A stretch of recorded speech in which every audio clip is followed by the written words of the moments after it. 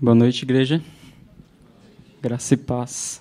É sobre essa graça que a gente vai falar hoje. Essa graça que um dia nos alcançou, essa graça que a gente deseja uns aos outros, e que a graça do Senhor Jesus seja com a gente nessa noite. Amém? Sola gratia, somente a graça.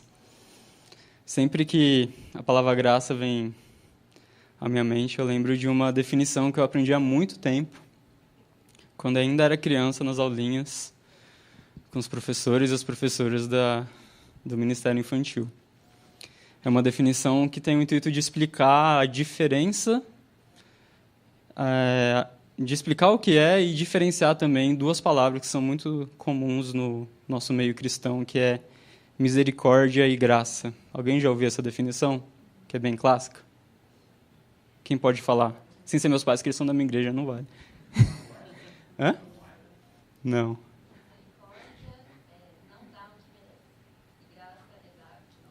Isso. Da presbiteriana, então também foi roubado. Misericórdia é quando nós não recebemos aquilo que merecíamos. E graça é quando nós recebemos aquilo que não merecíamos. Vou falar de novo porque as palavras são parecidas e confundem. Misericórdia é quando nós não recebemos aquilo que merecíamos.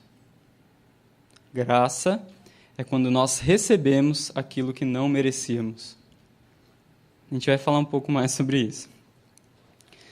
Para a gente ter uma melhor compreensão dessa definição, a gente precisa ter claro em nossas mentes algo que é essencial para a teologia cristã e que afeta toda a humanidade, que é a queda, que é o nosso pecado.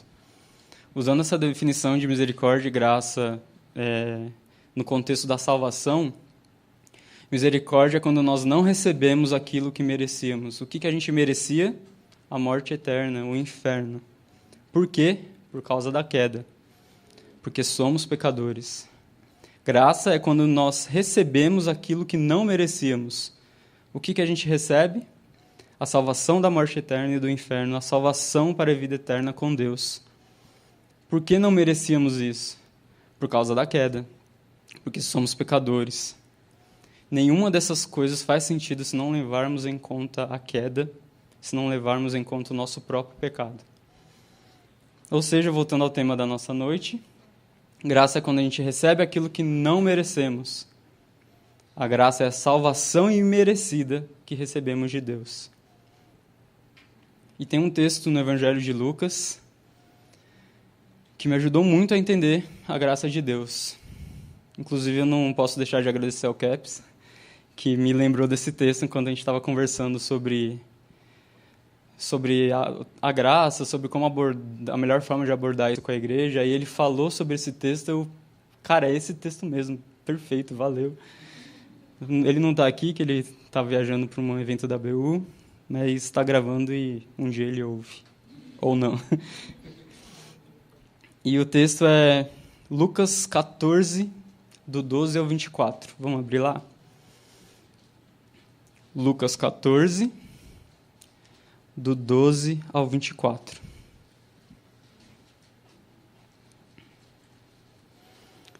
Eu vou ler o versículo 1 também, só para a gente entender melhor o contexto. E aí depois a gente vai para o 12 ao 24. Primeiro versículo 1, Lucas 14, 1, depois para o 12. Certo sábado, entrando Jesus para comer na casa de um fariseu importante, observavam-no atentamente. Agora o 12. Então Jesus disse ao que o tinha convidado: quando você der um banquete ou jantar, não convide seus amigos, irmãos ou parentes, nem seus vizinhos ricos. Se o fizer, eles poderão também, por sua vez, convidá-lo e assim você será recompensado. Mas quando der um banquete, convide os pobres, os aleijados, os mancos e os cegos. Feliz será você, porque estes não têm como retribuir. A sua recompensa virá na ressurreição dos justos. Ao ouvir isso, um dos que estavam à mesa com Jesus disse-lhe: Feliz será aquele que comer no banquete do reino de Deus. Jesus respondeu: Certo homem estava preparando um grande banquete e convidou muitas pessoas. Na hora de começar, enviou seu servo para dizer aos que haviam sido convidados: venham, pois tudo está pronto. Mas eles começaram, um por um, a apresentar desculpas. O primeiro disse: acabei de comprar uma propriedade e preciso ir vê-la. Por favor, me desculpe. Outro disse: acabei de comprar 5 juntas de bois e estou indo experimentá-las. Por favor, me desculpe. Ainda outro disse: acabei de me casar, por isso não posso ir. O servo voltou e relatou isso ao seu senhor. Então o dono da casa irou-se e ordenou ao seu servo: vá rapidamente para as ruas e becos da cidade e traga os pobres, os aleijados, os cegos e os mancos. Disse o servo: o que o senhor ordenou foi feito, e ainda há lugar. Então o senhor disse ao servo: vá pelos caminhos e valados e obrigue-os a entrar, para que a minha casa fique cheia. Eu lhes digo: nenhum daqueles que foram convidados provará do meu banquete. Era sábado, Jesus foi à casa de um fariseu importante para comer. E é intrigante pensar nessa situação, né? Jesus na casa de um fariseu. A gente sabe que os fariseus foi o grupo que mais perseguiu e fez oposição durante todo o ministério de Jesus.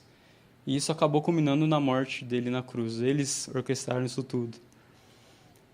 E a gente vê no texto que eles estavam observando atentamente Jesus, mas isso não é no bom sentido, como observando para aprender com seu exemplo, mas eles estavam observando atentamente para tentar pegar ele em algum deslize, algum defeito e a partir disso condená-lo.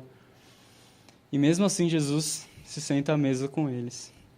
Naquela época era algo muito mais significativo do que hoje em dia. A gente sentar na mesa e comer com alguém representava muito mais intimidade do que hoje em dia. Jesus mostra realmente que ele não tratava ninguém com parcialidade. E aqui é importante a gente falar um pouco mais sobre os fariseus. Quem eram os fariseus naquele contexto em que eles viviam e o que eles representavam para o povo judeu? Os fariseus eles eram grandes líderes religiosos daquela época, conhecidos pelo grande zelo que eles tinham pela lei e por viverem de acordo com ela. Aparentemente é algo bom, né? Ser um grande líder religioso, ter um zelo pela lei e ser conhecido por cumprir essa lei diante do povo. Mas o problema é que eles elevavam esse estilo de vida deles a um nível surreal de ser vivido. Eles modificavam as interpretações das leis de acordo com a conveniência deles. Eles adicionavam leis que o povo deveria cumprir que não fazia sentido nenhum com as leis de Deus. Eles se orgulhavam por serem os maiorais, aqueles que cumpriam fielmente a lei de Deus. Mas o mais grave disso tudo é a finalidade desse estilo de vida dos fariseus. Eles acreditavam que, ao agirem assim, eles conseguiriam alcançar a salvação de Deus. Eles acreditavam que, ao agirem assim, eles conseguiriam cumprir, eles seriam capazes de cumprir toda a lei e, por isso, eles seriam aceitos por Deus. Não havia a queda para eles, pelo menos não nas consequências que nós sabemos que a queda trouxe para toda a humanidade. A religião daqueles homens era: eu vivo da maneira correta e por isso eu serei aceito por Deus. Na teologia farisaica, o homem tinha sua parte na obra da salvação. O homem tinha mérito, era merecedor ao alcançar a sua salvação. Esses eram os fariseus. E Jesus estava lá, na casa de um fariseu importante, comendo com ele e seus convidados. E Jesus começou a falar. Ele sabia que todos estavam observando ele atentamente e qualquer deslize dele ali podia custar muito. Normalmente, alguém nessa situação buscaria ficar bem quietinho para não errar em nada, né? E não dar nenhum deslize e não pegarem ele em nada, mas Jesus, ele não tinha esse costume de cometer deslizes.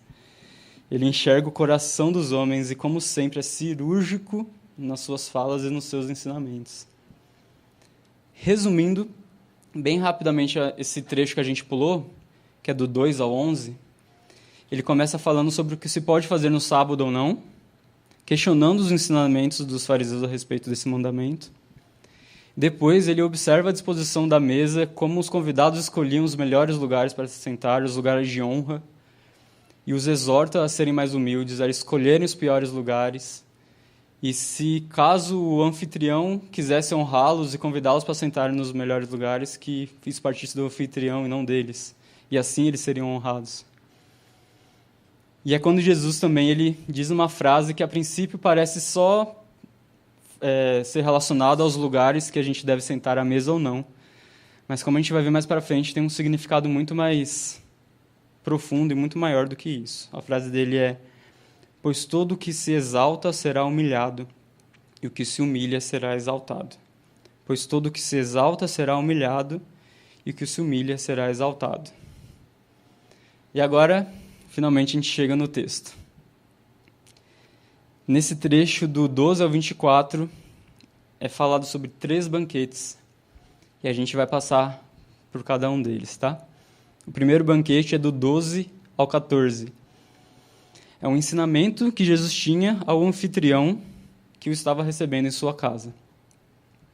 O texto não fala claramente sobre isso, mas pela construção das falas de Jesus até aqui e pelo ensinamento que vem a seguir, a gente pode concluir com certa segurança que os convidados que estavam sentados à mesa com Jesus na casa daquele fariseu importante eram também homens importantes, líderes religiosos e até políticos. Não é difícil sugerir também que haviam familiares e amigos daquele homem à mesa. Nem que a classe social de todos à mesa, ou da grande maioria, era considerada alta naquela sociedade. Por isso, Jesus diz ao anfitrião que quando ele desse um banquete, ele não deveria convidar seus amigos, seus irmãos ou parentes, nem seus vizinhos ricos. Ao invés disso, ele deveria convidar os pobres, os aleijados, os mancos e os cegos. A princípio parece ser um pouco estranho esse ensinamento de Jesus, né? Como assim ele não poderia convidar seus amigos, seus parentes, irmãos ou vizinhos, seja qual for a classe social deles? Mas eu não acredito que Jesus está querendo dizer aqui que aquele fariseu nunca poderia convidar essas pessoas para um banquete. O próprio Jesus ele frequentava essas ocasiões. O primeiro milagre dele foi num casamento, transformando água em vinho. Ele estava ali num banquete também naquele momento. E o Howard Marshall, no comentário que ele tem sobre o livro de Lucas, ele diz que essa expressão "não faça isso, mas faça aquilo" seria melhor entendida no sentido de não faça apenas isso, mas faça antes e também aquilo. Ou seja, não faça banquetes apenas para seus amigos, irmãos ou parentes e vizinhos ricos. Antes, faça também banquetes para os pobres, os aleijados, os mancos e os cegos. De qualquer forma, esse não é o ponto central do ensinamento de Jesus.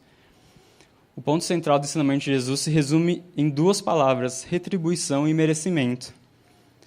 Seus amigos, irmãos ou parentes e vizinhos ricos, caso convidados para um banquete na casa dele, eles poderiam posteriormente retribuir esse convite, convidando ele para outro banquete na casa deles. Isso os fazia merecedores do convite. Jesus vai além do simples quem eu devo convidar ou não. Como já foi falado, ele é cirúrgico, ele vai no ponto central do problema. Ele questiona a motivação do anfitrião ao convidar essas pessoas, que são próximas a eles e que são de alta classe social. Será que ele fazia isso buscando a retribuição? Será que ele convidava essas pessoas porque ele sabia que lá na frente ele seria recompensado? Isso, infelizmente, me lembra muito nos nossos políticos de Brasília, em seus jantares super luxuosos e secretos, que todo mundo fica sabendo, de juiz jantando com o acusado no dia anterior do julgamento, cheio de bajulação, de acordão, sempre em busca de apoio, de recompensa e de retribuição. Essa é mais uma faceta da já falada teologia farisaica. Eu faço algo em busca de recompensa. Ou eu terei a minha recompensa porque eu fiz algo. E Jesus ataca diretamente essa lógica farisaica ao dizer que eles não deveriam agir assim.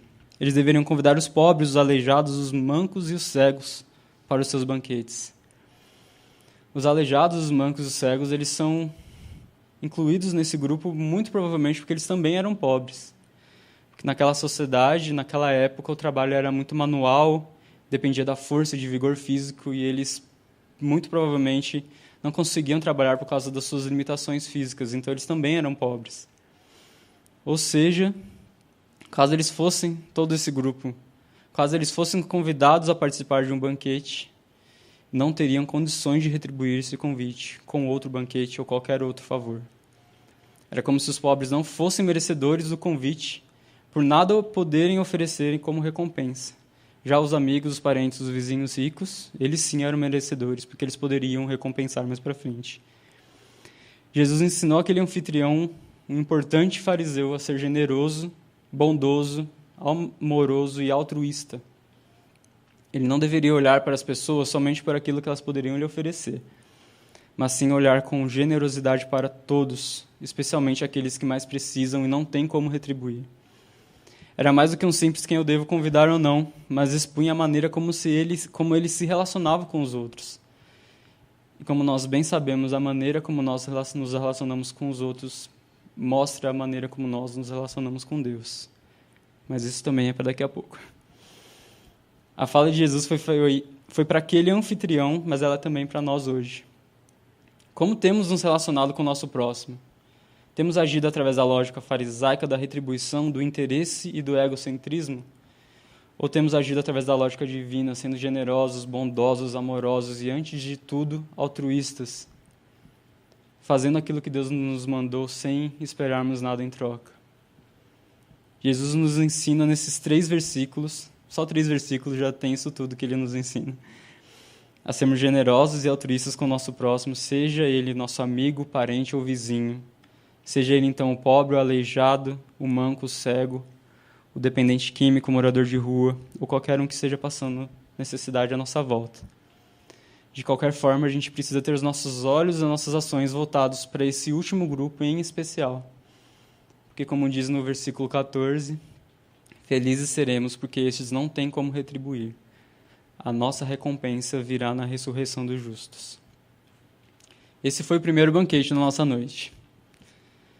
Foi onde Jesus expôs o pecado da lógica farisaica, a lógica da retribuição e do merecimento. E foi onde Jesus ensinou a lógica divina, a lógica do amor, da generosidade e do altruísmo. Agora vamos ao segundo banquete, no versículo 15, que é só no 15 mesmo. Ao ouvir o que Jesus tinha acabado de ensinar ao anfitrião, um dos que estavam sentados à mesa com eles fez um belíssimo comentário. Eu mal conheço esse cara, mas já considero pra caramba. A gente não consegue entrar na cabeça dele e entender a relação que ele fez. Mas a gente tem alguns indícios. Jesus tinha acabado de falar sobre um banquete, que feliz seria aquele que fizesse aquilo que Jesus ensinou, que a nossa recompensa viria na ressurreição dos justos, ou seja, na vinda do reino de Deus.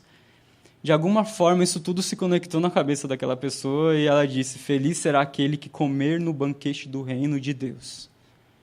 Feliz será aquele que comer no banquete do reino de Deus. Com certeza. Ele estava certíssimo. E este é o segundo banquete. O banquete do reino de Deus. Por enquanto, a gente não tem muito o que falar sobre ele.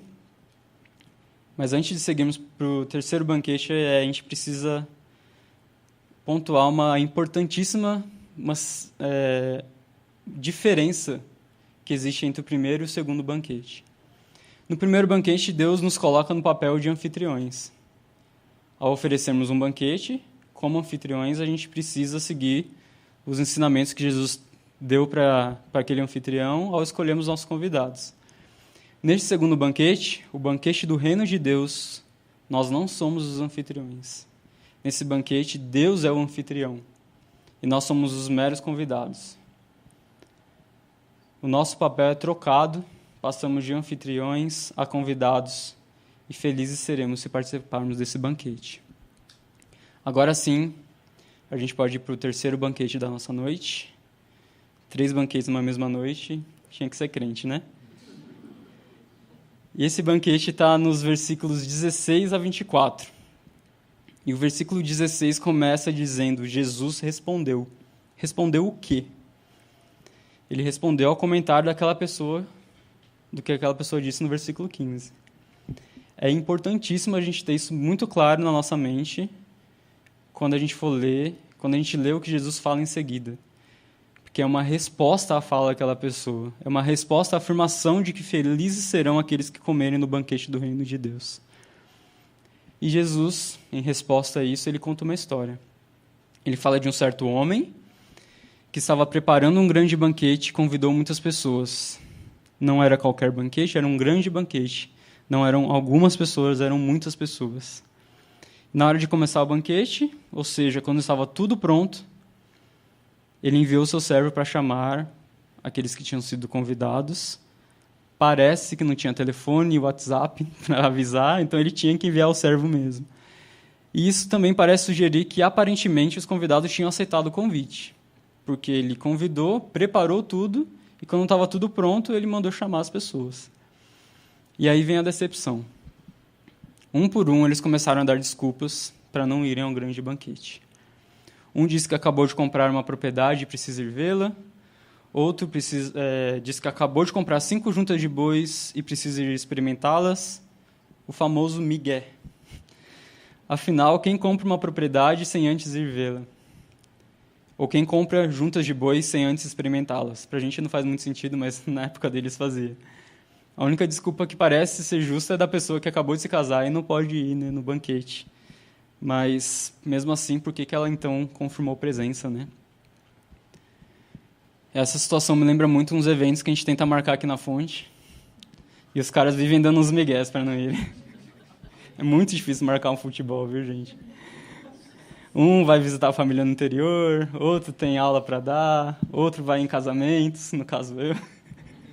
É só migué. Mas é brincadeira, a gente está melhorando, né? O único 100% é o Adilton, parabéns. A gente está até pensando em fechar um semestral agora, ou seja, esposas, namoradas, noivas, colaborem para que os seus digníssimos craques estejam no nosso meio. E voltando ao texto, quando o anfitrião fica sabendo que todos os seus convidados apresentaram essas desculpas, ele obviamente ficou irado e com razão, né? Estava tudo pronto, mas não tinha convidados. E a atitude do anfitrião diante dessa situação foi bem drástica.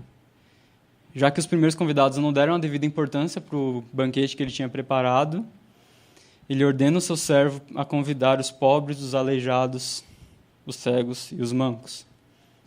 Aqui a gente já consegue notar uma semelhança clara com o primeiro banquete. Ainda com lugares à mesa para o banquete, o anfitrião ordenou que o servo voltasse às ruas e insistisse ainda mais para que as pessoas aceitassem o convite. E assim a casa estaria cheia. Assim ainda seria um grande banquete com muitas pessoas. E só um parênteses aqui. Aqui eu prefiro ficar com a tradução da NVT, que traduziu como insistir ao invés de obrigar. A palavra no grego ela pode ser traduzida nesses dois sentidos, tanto quanto insistir ou obrigar, também como compelir. Mas nesse caso eu fico com a NVT, que é uma nova versão transformadora, que para mim faz mais sentido com o contexto, com a história que Jesus está contando e com a Bíblia em geral. Finalizando a história que Jesus conta, a consequência final para aqueles que tinham recusado, ou não recusado, eles aceitaram, mas depois eles deram o migué, deram as desculpas. A consequência final para esses primeiros convidados é que eles não provariam do banquete que aquele anfitrião tinha preparado para eles. O convite tinha se tornado um castigo. Como que a gente pode entender essa história contada por Jesus? Antes de tudo, a gente precisa considerar o contexto em que Jesus a conta. O mais importante, como a gente já falou, é lembrarmos que Jesus falou isso tudo em resposta à pessoa que disse sobre o banquete do reino de Deus. Aquela pessoa disse que feliz será aquele que comer no banquete de Deus, e Jesus respondeu contando uma história de outro banquete. Mas, na verdade, não era outro banquete, era o mesmo banquete. O terceiro banquete é também um banquete do reino de Deus. Claro que não literalmente, mas é uma parábola que Jesus conta com um ensinamento sobre o reino de Deus. E é nessa perspectiva que a gente deve ler esse terceiro banquete. Na perspectiva de Deus como anfitrião, e como convidados, em primeiro lugar, aqueles que estavam à mesa com Jesus, e em segundo lugar, nós mesmos. Ainda considerando o contexto, a gente não pode deixar de notar também as claras semelhanças entre os dois banquetes sobre os quais Jesus falou, que são o primeiro e o terceiro, principalmente quando ele fala sobre os pobres, os aleijados, os cegos e os mancos. Não parece ser à toa que Jesus usou exatamente o mesmo grupo nas duas histórias. Com base nisso, e analisando mais profundamente o terceiro banquete, a gente pode entender também que os primeiros convidados que deram as desculpas, eles seriam os amigos, os irmãos, os parentes, os vizinhos ricos. Principalmente os ricos, afinal, as desculpas que eles estavam apresentando ali para não irem no banquete eram situações características dos ricos naquela sociedade, comprando propriedades, comprando juntas de bois, etc. No primeiro banquete, analisando na perspectiva do anfitrião, que é na perspectiva correta, no primeiro banquete, os ricos eram vistos como merecedores do convite por posteriormente poderem recompensar o anfitrião. Já os pobres eram vistos como imerecedores do convite, por nada poderem oferecer ao anfitrião como recompensa. Agora, reforçando o que já falamos, no terceiro banquete, devemos analisar na perspectiva dos convidados, pois é nessa perspectiva que Jesus nos coloca ao ensinar sobre o banquete do reino de Deus, que é o anfitrião. E nessa perspectiva dos convidados no terceiro banquete, a gente pode perceber claramente o pouco caso que eles fizeram do convite ao grande banquete que o anfitrião tinha feito. Eles não se importaram com o fato do anfitrião ter planejado tudo, ter preparado tudo, ter convidado eles, considerado que eles eram importantes para estarem ali. Eles não consideraram todo o esforço do anfitrião e, mesmo assim, no final das contas, não ter ninguém para estar ali naquele banquete. Eles foram completamente egoístas, pensando somente em si mesmos e nem um pouco no anfitrião. Para eles, o convite que eles tinham recebido não era algo importante diante do que eles tinham que fazer. Eles se consideravam bons demais para aquele banquete, por isso não deram a devida importância. Indo mais a fundo nessa atitude deles, o fato é que eles se achavam merecedores desse convite, e isso os fez menosprezá-lo por completo. Tentem pensar em situações maravilhosas, como um grande banquete, que a gente poderia ser convidado de forma totalmente merecida. Qual que seria a nossa reação? Eu tentei pensar em algumas situações. Por exemplo, alguém chega para mim e fala: Gui, eu estou com milhas de passagem de avião sobrando, e se eu não gastar agora eu vou perder, que elas vão vencer, e eu não posso usar porque eu tenho outros compromissos, e você quer usar? Dá para comprar 2 passagens de ida e volta para a Europa, eu não vou te cobrar nada. Na hora, eu acho que eu vou ficar calado, constrangido com esse presente, mas em seguida eu falaria, lógico que eu quero, né? A menos que eu seja uma pessoa que vá para a Europa 1 ou 2 vezes todos os anos e seja algo comum, talvez às vezes esse presente não vá fazer diferença nenhuma para mim. Mas mesmo que eu vá 2 ou 3 vezes por ano para a Europa, eu posso muito bem perceber a bondade daquela pessoa e, no mínimo, ser muito grato a ela pelo presente que ela está dando. Mesmo que no final eu acabe recusando. Por mais vezes que eu vá para a Europa no ano, e são pouquíssimas, eu só fui uma vez, é possível perceber que eu sou imerecedor desse presente. Inclusive, eu estou aberto a propostas como essa, se Deus tocar no coração de alguém. Com certeza eu não vou agir como os primeiros convidados. E quem se percebe imerecedor de um convite como aquele grande banquete, quem entende como um presente, como um ato de bondade do anfitrião, não age da forma como os primeiros convidados agiram. É mais uma faceta da teologia farisaica. O egocentrismo, a idolatria do coração, o se achar merecedor e por isso agir como bem entender. Eles se achavam merecedores e isso resultaria, no fim das contas, que nenhum deles comeria mais daquele banquete, pois a casa já estava cheia, não havia mais espaço. A casa estava cheia de pobres, de aleijados, de cegos e mancos. A casa estava cheia daqueles que reconheciam que nada poderiam fazer para recompensar aquele convite. A casa estava cheia daqueles que sabiam ser merecedores de estarem ali. Daqueles que reconheciam o ato de bondade do anfitrião ao convidá-los. E assim é o banquete do reino de Deus. Esse é o ensinamento que Jesus quis levar aos que estavam à mesa com ele naquele momento e que ele quer trazer para a gente hoje. Ele não está falando necessariamente de riqueza ou pobreza. Apesar dessas coisas materiais poderem influenciar fortemente a visão que a gente tem de nós mesmos, Jesus está falando, na verdade, sobre merecimento. Se nos achamos merecedores ou não da sua graça.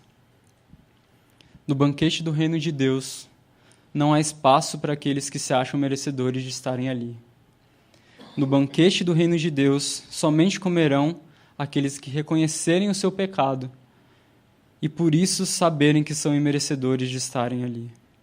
Somente comerão aqueles que reconheceram que nada fizeram, que reconhecerem que nada fizeram e nada poderão fazer para estarem ali. Somente comerão aqueles que se humilharem e então serão exaltados.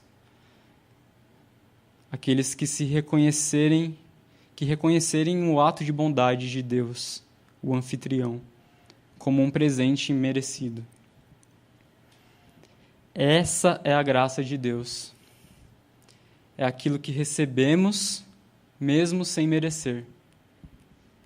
Agora já dá para decorar melhor a definição do começo? Misericórdia, aquilo que nós não recebemos. Eu me confundi. Não, mas está certo. Aquilo que nós não recebemos do que merecíamos. E a graça é aquilo que nós recebemos que não merecíamos. Essa é a graça de Deus, aquilo que recebemos mesmo sem merecer. É o convite ao banquete do reino de Deus, mesmo não podendo dar nada em troca para recompensá-lo por isso. É pura graça, é somente a graça. É sola gratia. A graça redefine a nossa religiosidade, que muitas vezes é sim farisaica. Eu acho interessante como a gente sempre lê as histórias sobre os fariseus e a gente sempre coloca eles como os vilões, os totalmente opostos a nós, né? Mas a gente sempre é tentado a agir como os fariseus agiam. E a graça redefine essa religiosidade farisaica que muitas vezes está dentro de nós. A teologia farisaica diz: se você vive de maneira correta, você será aceito por Deus. Você tem a sua parte na obra da salvação. Você tem mérito e é merecedor ao alcançar a salvação. A teologia divina, ou a teologia da graça, diz que você é aceito por Deus e por isso você viverá da maneira correta. Você não tem parte em nada na obra da salvação.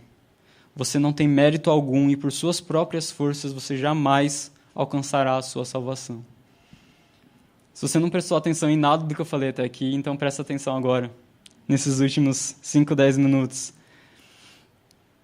A nossa religiosidade farisaica nos diz que nós precisamos fazer algo para sermos aceitos por Deus. A graça nos diz que não há nada que nós possamos fazer para sermos aceitos por Deus e sermos salvos. Não há nada que possamos fazer para sermos aceitos por Deus e sermos salvos. Por quê? Por causa da queda, por causa do nosso pecado. Nada. Somente a graça de Deus pode nos salvar. Através da obra de Jesus Cristo na sua morte e ressurreição. Através da ação do Espírito Santo nas nossas vidas. A única coisa que nós podemos fazer é reconhecermos que nada podemos fazer. É reconhecermos a nossa fraqueza. Porque o poder de Deus se aperfeiçoa na nossa fraqueza. Porque quando somos fracos é que somos fortes. Deus nos faz fortes. Porque aquele que se humilha será exaltado. Ele será exaltado, ele não se exalta. A única coisa que nós podemos fazer é ter fé na maravilhosa graça de Deus. Sola fide, sola gratia. Sola Cristo, solus Christus. A gente vê tudo se juntando aqui, né? E a gente está lendo a Bíblia, só a Escritura. O fato de a gente não poder fazer nada para ser aceito por Deus não significa que a gente possa viver de qualquer maneira. Vamos abrir lá em Romanos 6, de 1 a 4. O pastor já leu esse no começo, né? Vamos ler de novo. O fato de não podermos fazer nada para sermos aceitos por Deus e sermos salvos não significa que possamos viver de qualquer maneira. Em Romanos 6, de 1 a 4 diz: Que diremos então? Continuaremos pecando para que a graça aumente? De maneira nenhuma. Nós, os que morremos para o pecado, como podemos continuar vivendo nele? Ou vocês não sabem que todos nós, que fomos batizados em Cristo Jesus, fomos batizados em sua morte? Portanto, fomos sepultados com ele na morte por meio do batismo, a fim de que, assim como Cristo foi ressuscitado dos mortos mediante a glória do Pai, também nós vivamos uma vida nova.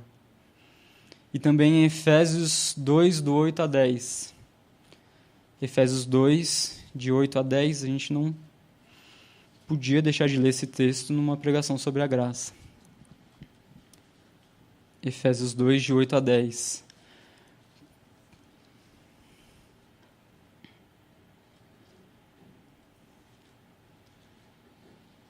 Pois vocês são salvos pela graça, por meio da fé.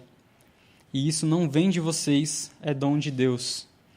Não por obras para que ninguém se glorie, porque somos criação de Deus realizada em Cristo Jesus para fazermos boas obras, as quais Deus preparou de antemão para que nós as praticássemos. Porque somos criação de Deus realizada em Cristo Jesus para fazermos boas obras. Como já foi falado anteriormente, a teologia da graça nos diz que somos aceitos por Deus e por isso buscamos viver da maneira correta. Há um propósito, há uma consequência de sermos aceitos e salvos por Deus. E é nessa perspectiva que a gente precisa olhar para a nossa responsabilidade de praticar as boas obras. Não para sermos aceitos por Deus, mas porque fomos aceitos por Deus. Isso faz toda a diferença. Isso mostra o profundo do nosso coração, que diz sermos merecedores ou não do convite ao banquete do reino de Deus. Em qual grupo nós estamos? Em qual grupo você está? Daqueles que se acham merecedores e acabam não comendo no banquete do reino de Deus? Ou daqueles que se reconhecem imerecedores, aceitando humildemente o convite gracioso de Deus e se deliciam no seu banquete? Para encerrar, eu queria que a gente lesse 2 versículos em Apocalipse. Primeiro, Apocalipse 19, 9.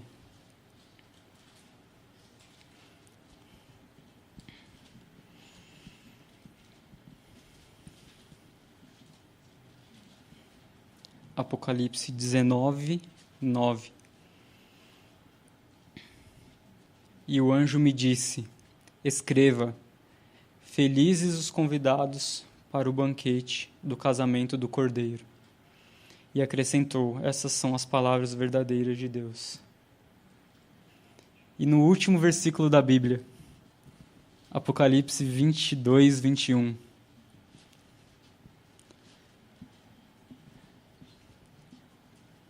A graça do Senhor Jesus seja com todos. Amém. Vamos orar?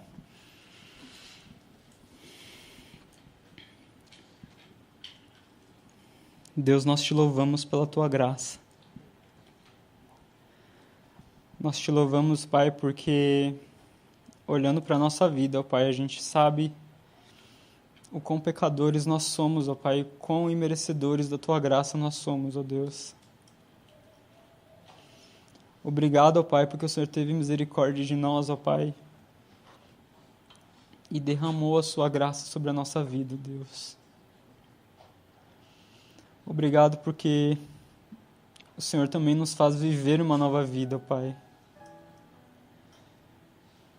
E a gente te clama, ó Pai, que o Senhor nos ajude, ó Pai, a cada dia sermos gratos a Ti por isso, ó Pai, por essa obra tão maravilhosa, ó Pai, por essa obra tão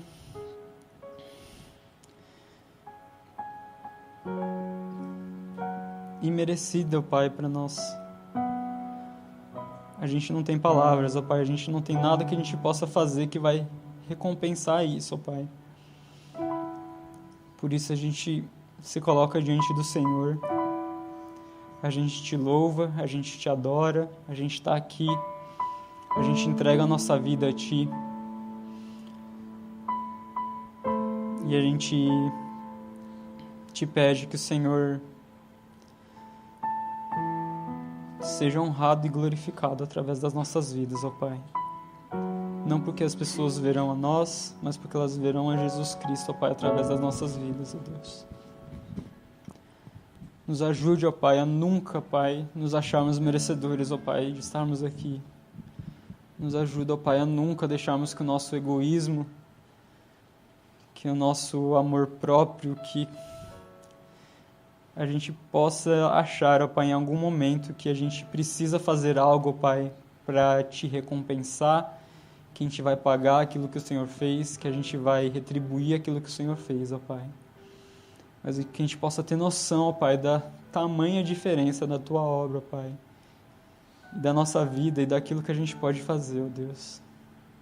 Que a gente possa reconhecer isso a cada dia.